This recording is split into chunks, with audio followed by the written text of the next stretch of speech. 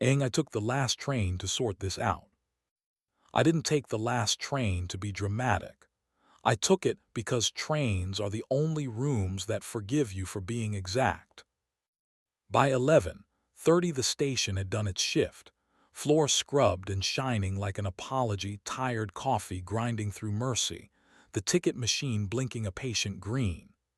I bought a seat to the end of the line and another back because momentum behaves better when you give it the illusion of purpose. My phone lit with the sentence we both know how to make sound harmless. Loadout became drinks. Quick debrief turned into karaoke. Might crash at the office. Don't wait up. My wife isn't a liar, she's a stage manager. She arranges nouns into safe formations. I wanted verbs. Her name is Naomi. We've been married long enough for good manners to be mistaken for love in photographs. For the last year, we've been excellent at mercy and mediocre at appetite. The person who made that dangerous is Leon, the operations lead whose job is to keep edges from hurting people, and who stands the exact respectful step from married women that makes rooms behave without asking why. I took the last car and the backward-facing seat. The conductor did his chorus of small jokes. The doors sighed like they were tired of being doors. I set my bag by the window and let the night write a thin river of other people's reflections across the glass. We pulled out of the city and into the string of small decisions that connect it to itself. Naomi slid into the seat across from me one stop later, uncapped bottle of station water in one hand, a paper crown in the other, the confident exhaustion of a woman who knows who she is for a living. Leon stood in the vestibule until she nodded, then came to the doorway and leaned against the pole like a man allergic to auditions. He saw me first. Men who lift after midnight learn to locate trouble before it writes them into the transcript. He nodded the good nod, the one that says I know where my feet end and yours begin. "Is this the courtroom car?" Naomi said, the crown listing on her hair the exact way the city lists after a storm. "No trials after 2, I said. "The conductor won't allow it." "I'm here for geography," she said. "You always liked your metaphors on rails."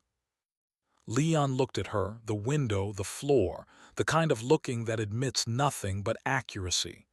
"Need me?" he asked Naomi, not me. "I need you exactly there," she said, pointing to the vestibule. "If I want less distance, I'll ask." He obeyed because that's the only way a man gets to be close to people who could ruin him. The train slid past the river. The window put our faces on the same side of the glass for a moment, and I remembered we used to tell the same lie and call it hope.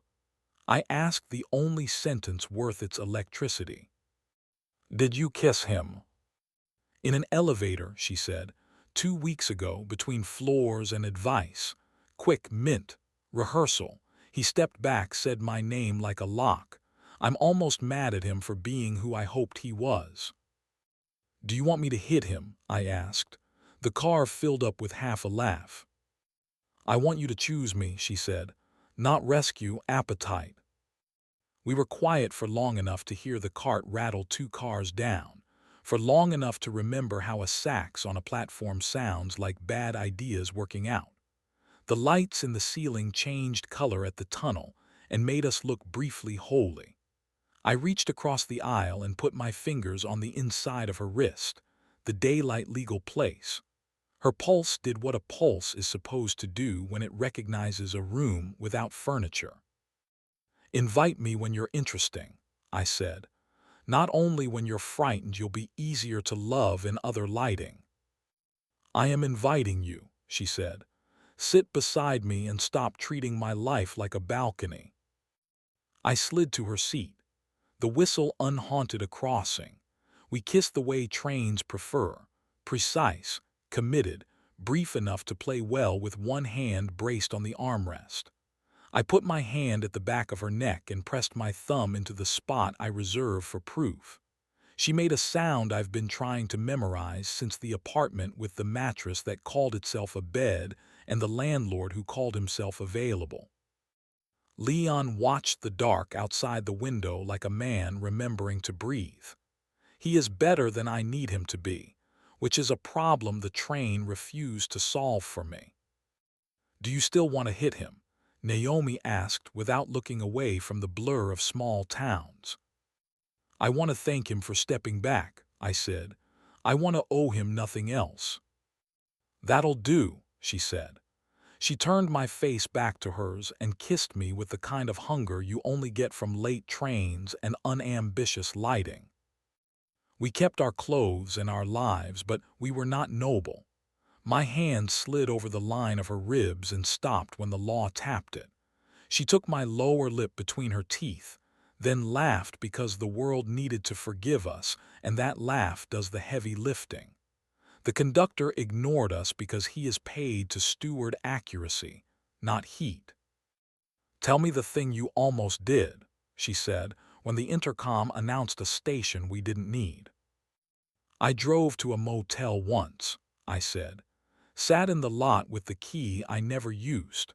Wanted a story more than a life for exactly 30 minutes. Then I threw the key into the back seat and laughed myself home. Thank you for wasting gas, she said. I went to a hotel lobby last month and drank water until the room decided to be boring. I wanted to be the kind of woman who could be trusted by the woman I'm married to. The train sighed and shouldered a curve. We crossed the old trestle where the graffiti has better grammar than our texts. Leon shifted his weight in the vestibule, the small mercy of metal-making room. He looked over and said, "Loadin' at 9, because the world gets rebuilt by people who know the time." He didn't ask for anything. He left when we hit the station that wasn't his, shoulders disappearing into the geography that prefers men who refuse to be scenery. We rode to the end and back.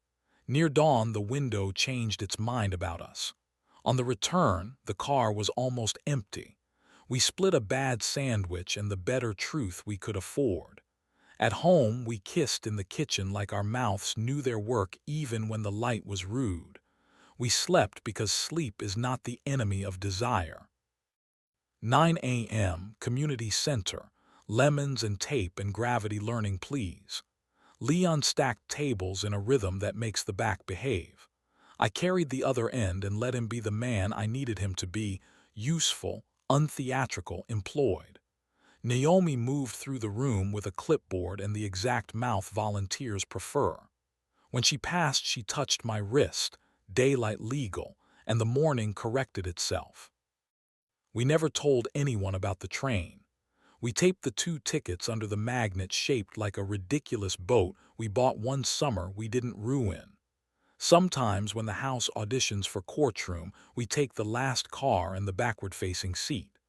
Sometimes she texts come and means stand next to me, while I bend a room into competence and beauty. Sometimes I text come and mean watch me be a body before I become a plan. Sometimes we bring a friend who needs to watch towns go by, until their breath chooses a better verb. We didn't stop admiring other people's competence. We did stop confusing it with permission. Heat is a temperature, not a verdict. We eat before we try to win. We sleep when the clock loses its manners. We put our hands on each other in daylight like the sun still issues licenses.